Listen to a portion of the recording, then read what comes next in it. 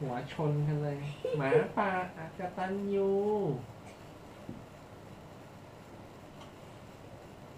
อะไรนะ ungrateful I'm grateful you yes yes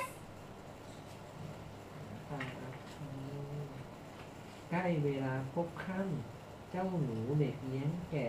ก็ต้องฝูงแกะ เดินตามทาง มุ่งหน้ากลับบ้านตามปกติ แต่ระหว่างทาง เขาได้ยินเสียงร้องขอความช่วยเหลือ ดังแว่วมาจากที่ไหนสักแห่ง The little boy says I will to go inside to farm and and wolf help me said the fool and the little boys and girls and look what did you go to that the little boy says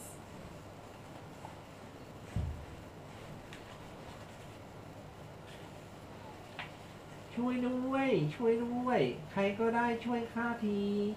เสียงนั้นยังดังอยู่ตลอดเวลา เด็กเลี้ยงแกะหยุดเงี่ยหูฟังอย่างตั้งใจ แล้วเดินตรงไปยังที่ได้ยินเสียงอย่างรวดเร็ว